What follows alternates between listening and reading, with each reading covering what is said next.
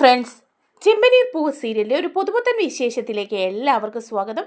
വരാനിരിക്കുന്ന ഒരു അടിപൊളി വിശേഷത്തിലേക്കാണ് നമ്മൾ പോകുന്നത്. എന്താണെന്ന് വെച്ചാൽ നമ്മുടെ സച്ചിക്കും രേവതിക്കും മനസ്സിലാവുന്നുണ്ട് കേട്ടോ, ശ്രുതിയാണ് ഈ പണിയെല്ലാം ചെയ്തതെന്ന്. സച്ചിയുടെ ഫോൺ മോഷ്ടിച്ചതും അതുപോലെ ശരത്തിൻ്റെ ആ വീഡിയോ ലീക്ക് ചെയ്തതും ശ്രുതി തന്നെയാണ് എന്ന് മനസ്സിലാകാണ്. പിന്നെയും രേവതിക്ക് സച്ചിക്ക് ഒരു സംശയം തോന്നുന്നുണ്ട്, ശ്രുതിയാണോ അതോ മീരയാണോ എന്നുള്ള കാര്യത്തിൽ.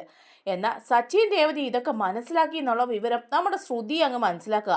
ശ്രുതിക്ക് പിന്നെ ഇരിക്കപ്പുറത്തിയില്ല. ശ്രുതി മീരയുടെ അടുത്ത് എന്ന് പറയുന്നൊക്കെ ഉണ്ട്. എന്നെ പിടിക്കപ്പെടുമോയെന്ന് അറിയില്ല. സച്ചിക്കും രേവതിക്കും മനസ്സിലായി എന്നാണ് തോന്നുന്നത്. ഇനിയിപ്പോൾ അവർ ഈ വിവരം അറിഞ്ഞ എന്തായിരിക്കും എൻ്റെ അവസ്ഥ എന്നൊക്കെ. അങ്ങനെ ആകെ മൊത്തം പേടിച്ചൊക്കെ ഇരിക്കുന്ന നമ്മുടെ ശ്രുതിയാണ് കാണിക്കുന്നത് കേട്ടോ. ആ ഒരു വിശേഷങ്ങളിലേക്കാണ് നമ്മൾ പോകുന്നത്. നമ്മുടെ വീഡിയോ ഇഷ്ടമായാലൊന്ന് ഒന്ന് ലൈക്ക് ചെയ്യണേ, ഹൈപ്പ് ചെയ്യണേ, ചാനൽ കൂടി ഒന്ന് സബ്സ്ക്രൈബ് ചെയ്ത് സപ്പോർട്ട് ചെയ്യണേ. അങ്ങനെ നമ്മുടെ സച്ചി ഒന്ന് പോലീസ് സ്റ്റേഷനിലൊക്കെ കയറുന്നുണ്ട് കേട്ടോ. ഒരു കള്ളക്കേസിൻ്റെ പേരിലാണ്. സച്ചിക്ക് ഒരു ശത്രു കൂടി ഇനി വരാനായിട്ടുണ്ട് കേട്ടോ. അതൊരു ട്രാഫിക് പോലീസുകാരനാണ് കേട്ടോ. ആ ട്രാഫിക് പോലീസുകാരൻ ദേവുവിൻ്റെ ഭർത്താവായിട്ടൊക്കെ വരുന്നുണ്ട്. അങ്ങനെ അതിനു മുമ്പ് തന്നെ ഈ ട്രാഫിക് പോലീസും സച്ചിയും തമ്മിലൊന്ന് ഉടക്കുകയാണ്. അങ്ങനെ സച്ചി സ്റ്റേഷനിൽ കയറുകയാണ്. അപ്പോൾ അങ്ങനെ സച്ചിയുടെ നിരപരാധിത്വമൊക്കെ അവിടുത്തെ സി ഐക്ക് മനസ്സിലാവും. അപ്പോൾ സി ഐ ക്വസ്റ്റ്യൻ ചെയ്യുന്നുണ്ട് സച്ചി. അപ്പോൾ സച്ചി പറയുന്നുണ്ട്, ഞാനൊരു തെറ്റും ചെയ്തിട്ടില്ല, ഈ ട്രാഫിക് പോലീസുകാരനാണ് തെറ്റ് ചെയ്തത്. അതുകൊണ്ട് ആ CCTV വിഷ്വൽസൊക്കെ കണ്ടല്ലോ അറിയാം. ആ യാത്രക്കാരെ പിടിച്ച് തള്ളിയതൊക്കെ ഈ ട്രാഫിക് പോലീസാണ്, അല്ലാതെ ഞാൻ അങ്ങനെ ഒരു തെറ്റൊന്നും ചെയ്തിട്ടില്ല എന്നൊക്കെ സച്ചി ബോധ്യപ്പെടുത്തുക. അപ്പോൾ സി ഐക്ക് കാര്യങ്ങൾ പിടികിട്ടിയിട്ട് സി ഐ പറയുന്നുണ്ട്, ശരിയാണ്, ആ സച്ചി ഒന്നും ചെയ്തിട്ടില്ല, തെറ്റ് ട്രാഫിക് പോലീസിൻ്റെ ഭാഗത്ത് തന്നെയാണ്, അതുകൊണ്ട് സച്ചിയെ വെറുതെ വിട്ടേക്കാം എന്ന് പറയാണ്. അങ്ങനെ സച്ചി സ്റ്റേഷനിൽ നിന്ന് പുറത്തിറങ്ങുക. അതേസമയം ഈ ട്രാഫിക് പോലീസിനെ വിളിച്ചിട്ട് സി ഐ ഉപദേശിക്കുന്നുണ്ട്, നിങ്ങളൊരു പോലീസുകാരനല്ലേ, ഇങ്ങനെയൊക്കെയാണോ മനുഷ്യരോട് പെരുമാറേണ്ടത്? ഇന്നത്തെ കാലത്ത് ഇങ്ങനെയൊന്നും അല്ലല്ലോ പെരുമാറുന്നത്, നിങ്ങൾ ചെയ്തത് തെറ്റായി പോയി എന്നൊക്കെ പറയുക. അപ്പോഴും അയാൾക്ക് സച്ചിയോടുള്ള ആ ശത്രുതയൊക്കെ അങ്ങ് കൂടുന്നൊക്കെ ഉണ്ട് കേട്ടോ. അങ്ങനെ സച്ചി സ്റ്റേഷനിൽ നിന്ന് പുറത്തിറങ്ങുമ്പോൾ വേറൊരു സംഭവം കൂടി അവിടെ ഉണ്ടാകുന്നുണ്ട്. അത് എന്താന്ന് വെച്ചാൽ നമ്മുടെ ശ്രുതിയും സ്റ്റേഷനിൽ കയറേണ്ടി വരുന്ന ഒരു അവസ്ഥ ഉണ്ടാവുകയാണ്. അത് പക്ഷേ വീട്ടിലൊന്നും അറിയുന്നില്ലെങ്കിലും സച്ചി സ്റ്റേഷനിലുള്ളത് കൊണ്ട് തന്നെ ശ്രുതിയും സ്റ്റേഷനിൽ കയറിയെന്നും പോലീസുകാർ നന്നായിട്ടൊന്ന് ശ്രുതിയെ പെരുമാറിയെന്നും ചീത്ത വിളിച്ചെന്നും ഒക്കെ ഉള്ള കാര്യങ്ങൾ സച്ചി മനസ്സിലാക്കുക. അത് വന്നിട്ട് സച്ചി വീട്ടിലെല്ലാവരോടും പറയുന്നുണ്ട്. അപ്പോൾ സച്ചി വരുമ്പം തന്നെ നമ്മുടെ ചന്ദ്ര വല്ലാത്തൊരു രീതിയിൽ സച്ചിയോട് സംസാരിക്കുക. സ്റ്റേഷനിൽ കയറിയിട്ട് വരുന്നു, ഇവൻ ഒപ്പിക്കാത്ത എന്തെങ്കിലും പണിയുണ്ടോ എന്നും, ഇവൻ ഇതൊക്കെ തന്നെ പണി, കുടുംബത്തിന് നാണക്കേട് ഉണ്ടാക്കാനായിട്ട് ഉണ്ടായവൻ എന്ന് പറയാണ്. അപ്പം രേവതി സച്ചിയെ സപ്പോർട്ട് ചെയ്ത് പറയുന്നുണ്ട്. രേവതി പറയാ, അത് അമ്മേ അങ്ങനെയൊന്നുമല്ല, സച്ചിയേട്ടൻ്റെ കയ്യിൽ തെറ്റൊന്നുമില്ല, തെറ്റാ ട്രാഫിക് പോലീസുകാരൻ്റെ കയ്യിൽ തന്നെയായിരുന്നു, സച്ചിയേട്ടനെ അബദ്ധത്തിൽ അറസ്റ്റ് ചെയ്തതാ, അത് അവർക്ക് ബോധ്യപ്പെട്ടപ്പോൾ അവർ പറഞ്ഞു വിടുകയും ചെയ്തല്ലോ എന്ന് പറയാണ്. അപ്പോഴേക്കും നമ്മുടെ ശ്രുതിയും ഒക്കെ അവിടെയുണ്ട്. അപ്പോൾ ശ്രുതി പറയാ, എന്നും ഇങ്ങനെയൊക്കെ സച്ചി ഈ സ്റ്റേഷനിൽ കയറി ഇറങ്ങുന്നത് എന്തുമാത്രം നാണക്കേടാ, എന്തെല്ലാം പ്രശ്നങ്ങളാണ് സച്ചി ഉണ്ടാക്കി വെക്കുന്നതെന്ന് പറയാണ്. അപ്പോൾ ഉടനെ തന്നെ ശ്രുതിയും പറയാം, ശരിയാ, എന്തെല്ലാവാ ഇപ്പോൾ സ്റ്റേഷനിൽ നിന്ന് നീ കേട്ടിട്ടുള്ളത്? അപ്പോൾ ഉടനെ സച്ചി ചോദിക്കുക, എടാ നീ കേട്ടത്രയൊന്നും ഞാൻ കേട്ടില്ലല്ലോ, നിന്നെ നന്നായിട്ട് പോലീസുകാർ പെരുമാറിയില്ലേ ചോദിക്കുക. അപ്പോൾ രവി ചോദിക്കുക, എന്താടാ ഇവനെ പോലീസുകാർ പെരുമാറിയെന്നോ, ഇവനും പോലീസ് സ്റ്റേഷനിൽ കയറിയെന്ന് ചോദിക്കുന്നുണ്ടേ. അപ്പോൾ സച്ചി പറയാ, ഇവനും പോലീസ് സ്റ്റേഷനിൽ കയറിയിട്ടുണ്ടായിരുന്നു എന്ന് പറഞ്ഞ് ആ കഥയൊക്കെ അങ്ങ് പറഞ്ഞു കൊടുക്കുക. നല്ല രീതിയിൽ വൃത്തികെട്ട രീതിയിൽ പോലീസുകാരോട് സംസാരിച്ചപ്പം അവരുടെ കയ്യിൽ നിന്ന് നല്ല പെട തന്നെ കിട്ടിയിട്ടുണ്ട് ശ്രുതിക്കെന്ന് പറയാണ്. അപ്പോൾ ചന്ദ്ര പറയുക, അയ്യോ ശ്രുതി മോനെ, നീ സ്റ്റേഷനിൽ കയറിയോ, നിനക്ക് എന്താ പറ്റിയത്, നിന്നെ അവരെന്താ ചെയ്തേ, നിന്നെ എന്താ പോലീസുകാർ പറഞ്ഞേ എന്നൊക്കെ ചോദിച്ച് ഭയങ്കരമായിട്ട് സപ്പോർട്ട് ചെയ്യുന്ന കാണുമ്പോൾ രവി പറയാ, ചന്ദ്രേ നീ ആവശ്യമില്ലാതെ ആ ശ്രുതിയെ സപ്പോർട്ട് ചെയ്യരുത്, നീ ഇങ്ങനെ അവനെ സപ്പോർട്ട് ചെയ്താണ് ഇവന് ഇങ്ങനെ ആയിപ്പോയത്, ഇനിയും ഇവനെ ഇങ്ങനെ സപ്പോർട്ട് ചെയ്യാതെ, അവൻ അവിടെ ചെന്ന് മോശമായിട്ട് സംസാരിച്ചിട്ടല്ലേ അടി കിട്ടിയത്, അത് കണക്കായി പോയിന്ന് രവിയും പറയുകയാണ് കേട്ടോ. അങ്ങനെ ആ സംഭവത്തിനൊക്കെ ശേഷം ഒരു സംഭവം ഉണ്ടാകുന്നുണ്ട്. നമ്മുടെ സച്ചിയും രേവതിയും കൂടെ ഒരു മുത്തശ്ശിയെയും രക്ഷിക്കുന്നുണ്ട് കേട്ടോ. ഒരു അപ്പൂപ്പനും അമ്മൂമ്മയാണ്. അവർ രണ്ടുപേരും വീട്ടിൽ നിന്ന് ഇറങ്ങി പോകുന്നതാണ്. വീട്ടിൽ ബുദ്ധിമുട്ടൊക്കെ ആയതുകൊണ്ട് വീട്ടിൽ നിന്ന് ഇറങ്ങി പോകുന്ന അവർ വഴിയരികിലിരുന്ന് ചെരുപ്പ് തയ്ച്ച് ജീവിക്കുന്നവരാണ് കേട്ടോ. അങ്ങനെ ചെരുപ്പ് തയ്ച്ചുകൊണ്ടിരിക്കുന്ന ആ അപ്പച്ചനും അമ്മച്ചിക്കും നമ്മുടെ രേവതി ഫുഡൊക്കെ കൊടുക്കുന്നുണ്ട്. അങ്ങനെ രേവതി അവരോട് കാര്യങ്ങളൊക്കെ ചോദിക്കുമ്പം ഞങ്ങൾക്ക് തയ്ക്കാനായിട്ട് ചെരുപ്പൊക്കെ കുറവായത് കാരണം പട്ടിണിയായിരുന്നു എന്നൊക്കെ പറയുമ്പോൾ രേവതി ഫുഡൊക്കെ കൊടുക്കുന്ന ഒരു സീനൊക്കെ ഉണ്ട്. അതിനൊക്കെ ശേഷം നമ്മുടെ സച്ചി ഇവരെ പോയി കാണുകയാണ്. സച്ചി കണ്ട് അവരെ സഹായിക്കുകയാണ്. എന്നിട്ട് അവരോട് പറയുന്നുണ്ട്, നിങ്ങളിങ്ങനെ ഈ പൊരു വെയിലത്തിരുന്ന് ചെരുപ്പ് തുന്നൊന്നും വേണ്ട, നിങ്ങളുടെ വീട് എവിടെയാണെന്ന് പറ, നിങ്ങൾക്ക് മക്കളില്ലേ, നിങ്ങളെ നോക്കാൻ ബന്ധുക്കൾ ആരും ഇല്ലേ എന്നൊക്കെ ചോദിക്കുമ്പോൾ അവർ പറയാം, ബന്ധുക്കളൊക്കെ ഉണ്ട്, മക്കളില്ല ഞങ്ങൾക്ക്, പക്ഷേ ഞങ്ങൾ വീട്ടിൽ നിൽക്കുന്നില്ല. എന്തിനാ മറ്റുള്ളവരെ ബുദ്ധിമുട്ടിക്കുന്നത്? പ്രായമായി കഴിയുമ്പം മറ്റുള്ളവർക്കൊരു ബുദ്ധിമുട്ടാണ്ടാന്ന് വെച്ച് ഞങ്ങൾ രണ്ടുപേരും ഇറങ്ങി പോകുന്നതാണെന്ന് ആ അപ്പൂപ്പനും അമ്മൂമ്മയും പറയുക. എന്നിട്ട് അവരാകെപ്പാടെ കഷ്ടപ്പെടുകയാണ് കേട്ടോ. അപ്പോൾ ഇത് കാണുമ്പോൾ സച്ചിക്ക് ഇവരുടെ വീടും വീട്ടുകാരും ആരെങ്കിലും ആവശ്യപ്പെടുവാണെങ്കിൽ ഇവരെ കൂട്ടിക്കൊണ്ട് പോകട്ടെ എന്നൊരു ചിന്ത വന്നിട്ട് അവരുടെ ഒരു ഫോട്ടോ എടുത്തിട്ട് സോഷ്യൽ മീഡിയയിലൊക്കെ ഇടുകയാണ്. അങ്ങനെ സോഷ്യൽ മീഡിയയിൽ ആ ഫോട്ടോ ഇടുന്നത് വഴി ആ അപ്പൂപ്പനെയും അമ്മൂമ്മയും തിരക്കി അവരുടെ ബന്ധുക്കൾ വരികയാണ്. അങ്ങനെ അവരുടെ ബന്ധുക്കൾ വന്ന് ആ അപ്പൂപ്പനെയും അമ്മയും കൂട്ടിക്കൊണ്ട് പോവുക. എന്നിട്ട് സച്ചിയോടും രേവതിയോടും അവർ നന്ദി പറയുന്നുണ്ട്. ഞങ്ങളുടെ ബന്ധുക്കളാണ് എന്ന് പറയുകയാണ്. ഇവരിങ്ങനെ പോകുന്നതാ അവർക്ക് ഞങ്ങൾക്ക് നോക്കുന്ന ബുദ്ധിമുട്ടാണെന്നുള്ള തോന്നലുകൊണ്ടാണ്. പക്ഷേ ഇവരെ കാണാതെ ഞങ്ങൾ ഒരുപാട് ബുദ്ധിമുട്ടി, ഒരുപാട് സ്ഥലത്ത് ഇവരെ തേടി അലഞ്ഞു, പോലീസിലൊക്കെ കംപ്ലൈൻറ്റ് കൊടുത്തതാ, എന്നിട്ടൊന്നും കണ്ടെത്താൻ സാധിച്ചില്ല. ഇപ്പം നിങ്ങളുടെ ഈ ഫോട്ടോ സോഷ്യൽ മീഡിയയിൽ ഇട്ടത് കൊണ്ട് തന്നെ ഞങ്ങൾക്കിത് കണ്ടെത്താൻ പറ്റി. അതുകൊണ്ട് ഒരുപാട് സന്തോഷമുണ്ട്. ഇവരെ ഞങ്ങൾ കൂട്ടിക്കൊണ്ട് പോവാണ്. ഇതിന് പ്രത്യുപകാരമായിട്ട് എന്ത് ചെയ്യണം എന്നൊക്കെ ചോദിക്കുക. അപ്പോൾ ചച്ചി പറയുന്നുണ്ട്, ഏയ് ഞങ്ങൾക്ക് സന്തോഷമായി. ഈ അപ്പൂപ്പനും അമ്മൂമ്മയും ഇവിടെ ഇരുന്ന് കഷ്ടപ്പെടുന്ന കാണുമ്പം എൻ്റെ മനസ്സും വേദനിക്കായിരുന്നു. അതുകൊണ്ടാണ് ഞാൻ ആ ഫോട്ടോ സോഷ്യൽ മീഡിയയിൽ ഇട്ടത്. അത് സോഷ്യൽ മീഡിയയിൽ ഇട്ടത് കൊണ്ട് എല്ലാവരും കണ്ടല്ലോ. അങ്ങനെ നിങ്ങൾക്ക് അവരുടെ അടുത്ത് എത്താൻ പറ്റി. അത് സന്തോഷമുള്ള കാര്യമാണെന്ന് പറയുക. അപ്പോൾ അവർ ഫോൺ നമ്പറൊക്കെ സച്ചിക്ക് കൊടുക്കുന്നുണ്ട്, അവരുടെ ബന്ധു കേട്ടോ. ഞങ്ങളുടെ ഫോൺ നമ്പർ ഇതാണ്, ഇടയ്ക്ക് നിങ്ങൾ വിളിക്കണം, വീട്ടിലേക്ക് വരണം ഇവരെ കാണാൻ എന്നൊക്കെ പറഞ്ഞ് പോവാണ്. അതേസമയം നമ്മുടെ ഈ അപ്പൂപ്പനും അമ്മൂമ്മയും സച്ചിയോട് പറയുന്നുണ്ട്, മോനെ ഇത് കണ്ടോ, ഇതൊരു മൊബൈൽ ഫോണാണ്, ഇത് മോൻ കൈ വെച്ചോളാൻ പറയുക. അപ്പോൾ സച്ചി ചോദിക്കുന്നുണ്ട്, ഇതെവിടുന്ന് ഈ ഫോൺ കിട്ടിയതെന്ന് ചോദിക്കുക. അപ്പോൾ പറയുന്നുണ്ട്, ഒരു ദിവസം ഞങ്ങൾ ദേ ഇവിടെ ഇരുന്നപ്പോഴേക്കും ഒരു പെൺകുട്ടി ഇതിലെ ധൃതി വെച്ച് വരികയുണ്ടായി. ആ പെൺകുട്ടിയുടെ കയ്യിൽ നിന്ന് താഴെ പോയതാണ് ഈ ഫോണ്. അപ്പോഴേ അവൾ ചെരുപ്പ് തയ്ച്ച് കഴിഞ്ഞപ്പോഴേ ഈ ഫോൺ ഞങ്ങൾ തിരിച്ചു കൊടുക്കുകയും ചെയ്തു. അവൾ ആ ഫോൺ എടുക്കാതെ ഓടിപ്പോവുക ചെയ്തത്. ആ സമയത്ത് ഞങ്ങൾ തിരികെ പുറകെ വിളിച്ചിരുന്നു, മോളെ ഫോൺ കൊണ്ടുപോകൂ എന്ന് പറഞ്ഞിട്ട്. പക്ഷേ ആ കുട്ടി അത് കേട്ടതായിട്ട് ഭാവിച്ചില്ല, ഓടിപ്പോവാണ് ചെയ്തത്. ഞങ്ങൾ അന്ന് തന്നെ ആ ഫോൺ എടുത്ത് ഇവിടെ വയ്ക്കുകയും ചെയ്തു. അത് ഉപയോഗിച്ചിട്ടില്ല, ഞങ്ങൾക്ക് ഇതൊന്നും ഉപയോഗിക്കാൻ അറിയേയില്ല. ആ കുട്ടി ഇനി എവിടെ വെച്ച് കണ്ടാലും ആ കുട്ടിക്ക് ഫോൺ കൊടുക്കാമല്ലോ എന്ന് വിചാരിച്ച് ഞങ്ങൾ എടുത്ത് വെച്ചതാണെന്ന് പറയാം. ഞങ്ങൾ ഇനിയിപ്പം നാട്ടിലേക്കൊക്കെ പോകുന്നത് കൊണ്ട് ഇനി ആ പെൺകുട്ടിയെ കണ്ടെത്താൻ ഒരു സാധ്യതയില്ല. അതുകൊണ്ട് മോൻ ഈ ഫോൺ വച്ചോ, എവിടെയെങ്കിലും വെച്ച് ആ പെൺകുട്ടി എപ്പോഴെങ്കിലും ആരെങ്കിലും അന്വേഷിച്ച് ഈ ഫോൺ വന്നാൽ അത് കൊടുക്കാമല്ലോ എന്ന് പറഞ്ഞ് സച്ചിയെ ഏൽപ്പിക്കുകയാണ്. അപ്പോൾ സച്ചി രേവതി ഈ ഫോൺ എടുത്ത് നോക്കുക. ഫോൺ നോക്കുമ്പോഴേക്കും സച്ചിക്ക് മനസ്സിലാവുകയാണേ, ഇത് എൻ്റെ ഫോൺ പോലെ തന്നെ ഉണ്ടല്ലോ എന്ന് പറയുക. അങ്ങനെ രേവതി പറയുന്നുണ്ട്, അതെ സച്ചിയേട്ടൻ്റെ കാണാതെ പോയ ആ ഫോൺ പോലെ തന്നെയുണ്ട് ഇത് എന്ന് പറയുകയാണ്. അതെ ഇനിയിപ്പോൾ അതെങ്ങാനും ആണോ, അതെങ്ങനെ വരാനാ എന്നും പറഞ്ഞ് ആ ഫോൺ വീട്ടിൽ കൊണ്ടുപോയി ചാർജ് ചെയ്യാണ്. അപ്പം ചാർജൊന്നും ഇല്ലാതെ ഇരിക്കുകയല്ലേ, അങ്ങനെ ചാർജ് ചെയ്യാണ്. ചാർജ് ചെയ്ത് കഴിയുമ്പോഴേക്കും ഫോൺ ഓൺ ആവുകയാണ്. ഫോൺ ഓൺ ആകുമ്പം തന്നെ അതിൻ്റെ ആ ഒരു ഫ്രണ്ടിൽ തന്നെ സച്ചിയുടെയും രേവതിയുടെയും ഫോട്ടോയാണ് കേട്ടോ സ്ക്രീൻ കാർഡായിട്ട് കിടക്കുന്നത്. അപ്പോൾ ആ ഒരു ഫോട്ടോ കണ്ടിട്ട് ഉടനെ തന്നെ സച്ചി പറയും, ഇതെൻ്റെ ഫോൺ തന്നെയാണല്ലോ രേവതി, അതുപോലത്തെ ഫോണല്ല, അത് തന്നെയാണ്, എൻ്റെ ഫോൺ തന്നെയാണ്, അന്ന് നഷ്ടപ്പെട്ട എൻ്റെ ഫോൺ, നമ്മുടെ ഫോട്ടോ കണ്ടോ എന്ന് പറയുമ്പോൾ രേവതി പറയും, ഇത് അത്ഭുതമായിരിക്കുന്നല്ലോ, അന്ന് സച്ചിയേട്ടൻ്റെ കയ്യിൽ നിന്ന് നഷ്ടപ്പെട്ട ഈ ഫോൺ എങ്ങനെയാ ചെരുപ്പ് തയ്ക്കുന്ന അപ്പൂപ്പൻ്റെയും അമ്മൂമ്മയുടെയും കയ്യിലെത്തി? ഏത് പെൺകുട്ടിയായിരിക്കും അത് കൊണ്ടുപോയത്? അവർ പറഞ്ഞ ഒരു ചെറുപ്പക്കാരി പെൺകുട്ടിയാണെന്നല്ലേ. ആ പെൺകുട്ടി എന്തുകൊണ്ടാണ് അത് അവിടെ ഉപേക്ഷിച്ചിട്ട് പോയത്? അപ്പോൾ ആരായിരിക്കും സച്ചിയേട്ടൻ അത് മോഷ്ടിച്ചത് എന്നൊക്കെ പറയാം. അപ്പോൾ ഉടനെ തന്നെ സച്ചി പറയാം, അതാണിപ്പോഴും സംശയം. ഇനിയിപ്പോൾ ഏതായാലും ഫോൺ കിട്ടി, ആ സിമ്മും നമ്പറും എല്ലാം ഉണ്ട്, അത് വെച്ച് ഇനിയിപ്പോൾ നമുക്ക് ആ പെൺകുട്ടി ആരാണെന്ന് കണ്ടെത്താൻ ചിലപ്പോൾ പറ്റിയേക്കും. ആരോ എൻ്റെ കയ്യിൽ നിന്ന് മോഷ്ടിച്ചിട്ട് പോയതാ, ഈ വീട്ടിലുള്ള ആരെങ്കിലും ആയിരിക്കും ചിലപ്പം എന്ന് പറയുമ്പോൾ ഉടനെ തന്നെ രേവതി പറയാം, അതെ ഈ വീട്ടിലുള്ളവരാരും മോഷ്ടിക്കാനാ ചിലപ്പം.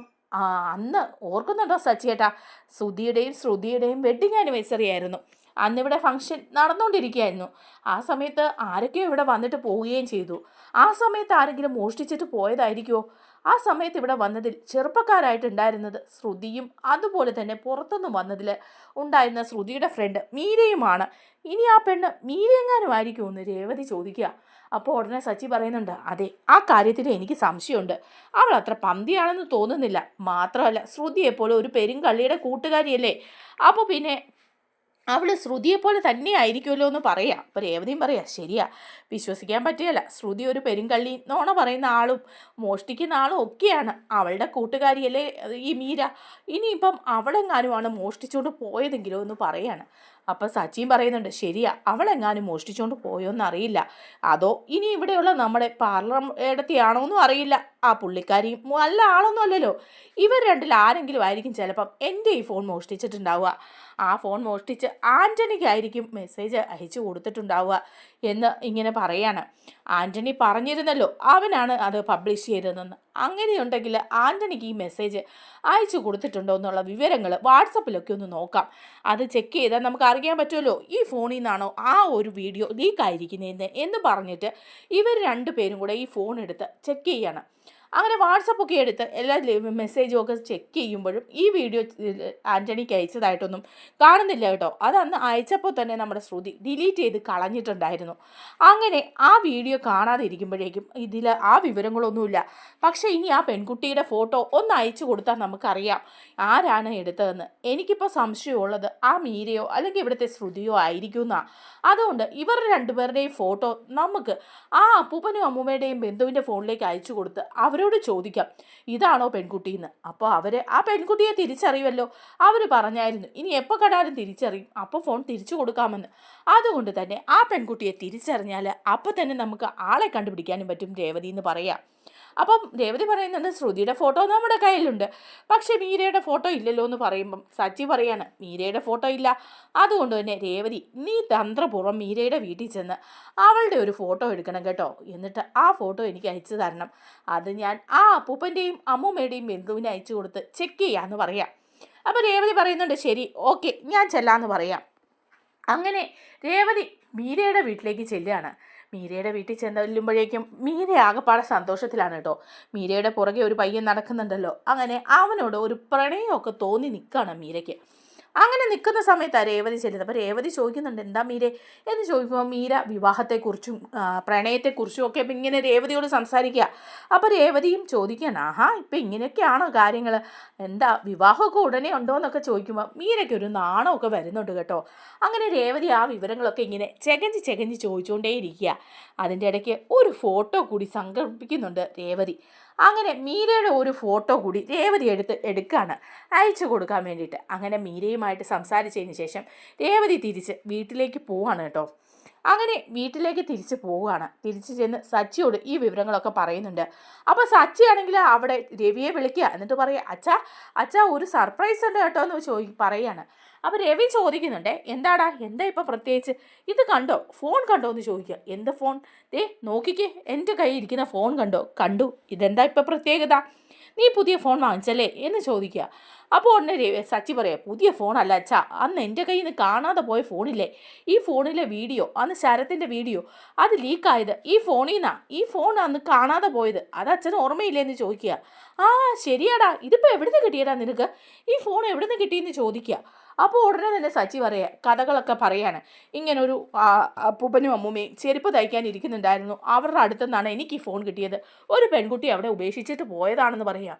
അപ്പോൾ രവി ചോദിക്കുക ഒരു പെൺകുട്ടി ഉപേക്ഷിച്ചിട്ട് പോയോ? അപ്പോൾ ആരായിരിക്കും സച്ചി നിൻ്റെ ഫോൺ മോഷ്ടിച്ചത്, ആരായിരിക്കും അവിടെ ഉപേക്ഷിച്ചിട്ട് പോയിട്ടുണ്ടാവുക എന്നൊക്കെ പറയുമ്പം സച്ചി പറയുക ആരായിരിക്കുമെന്ന് ഏകദേശമൊക്കെ എനിക്ക് മനസ്സിലായിട്ടുണ്ട്. അല്ല ഈ വീട്ടിലുള്ളവരാരെങ്കിലും ചിലപ്പം ചെയ്യാനും മതിയല്ലോ. കാരണം എന്താണെന്ന് വെച്ചാൽ പുറത്തൊന്നും ആ ഫോൺ പോയിട്ടില്ല, ഈ വീട്ടിൽ വെച്ചാൽ എനിക്ക് ആ ഫോൺ നഷ്ടപ്പെട്ടത്. ഒന്നെങ്കിൽ ഈ വീട്ടിലുള്ളവർ അല്ലെങ്കിൽ ഇവിടെ വന്നവരാരെങ്കിലും, അങ്ങനെ ആരെങ്കിലും ആയിരിക്കും ഇത് മോഷ്ടിച്ചത് എന്ന് പറയാണ്. എന്നിട്ട് സച്ചി പറയുന്നുണ്ട് എന്തായാലും ഇപ്പോൾ ഫോൺ തിരികെ കിട്ടിയല്ലോ, ഇനിയിപ്പോൾ ഇതിൻ്റെ തെളിവുകളും മോഷ്ടിച്ചവരെ ഞാൻ കണ്ടെത്തും. ആ മോഷ്ടിച്ചവരെ അറിയാൻ വലിയ പാടൊന്നുമില്ല, ആ ചെരുപ്പ് തയ്ക്കുന്നവരോട് ചോദിച്ചാൽ അവർ കാര്യങ്ങളൊക്കെ പറഞ്ഞു തരും. അങ്ങനെ വിവരങ്ങൾ അറിയാൻ പറ്റും, ആരാ എനിക്കിട്ട് പണി തന്നേന്നുള്ള കാര്യം എനിക്കറിയണമല്ലോ എന്ന് സച്ചിയും പറയുക കേട്ടോ. അപ്പോഴേക്കും ഇതെല്ലാം കേട്ടുകൊണ്ട് നമ്മുടെ ശ്രുതി അവിടെ നിൽക്കുക. അപ്പോൾ ശ്രുതി ആലോചിക്കുക ഫോൺ തിരികെ കിട്ടിയോ, സച്ചിക്ക് എങ്ങനെ ഈ ഫോൺ തിരികെ കിട്ടി, അന്ന് ഞാൻ ആ ഫോൺ മീരയുടെ കയ്യിൽ കൊടുത്തതാണല്ലോ, അന്ന് ആൻ്റണിക്ക് ആ വീഡിയോ അയച്ചു കൊടുത്തതിന് ശേഷം പിന്നെ ആ ഫോൺ എൻ്റെ കയ്യിൽ വെച്ചുകൊണ്ടിരിക്കുന്നത് ശരിയല്ല എന്ന് മനസ്സിലാക്കിയപ്പോൾ തന്നെ ഞാനത് മീരയുടെ കയ്യിൽ ഏൽപ്പിച്ചതാണ്. അതെവിടെയെങ്കിലും കൊണ്ടുപോയി സിമ്മൊക്കെ ഊരിയിട്ട് ഏതെങ്കിലും കടലിലേക്കൊക്കെ എറിഞ്ഞേക്കാൻ പറഞ്ഞു കൊടുത്തു വിട്ടതാ.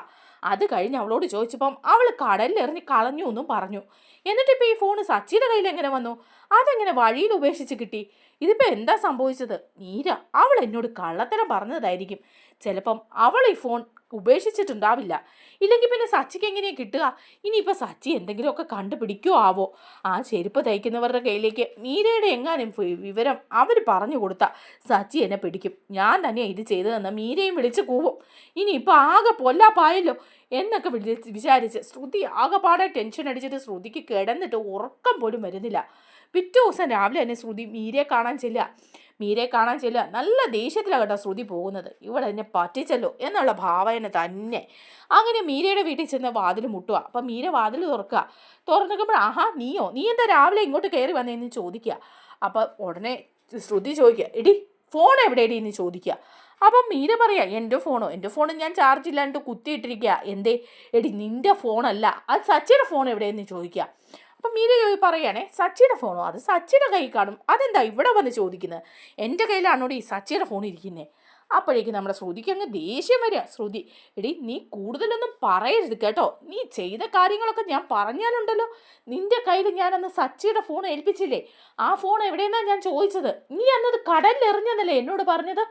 ഉടനെ തന്നെ മീര പറയും, അതെ കടലിലെറിഞ്ഞു. എന്താ ഇപ്പം അത്? ആ ഫോൺ കടലിലെറിഞ്ഞ് ഞാൻ കളഞ്ഞു.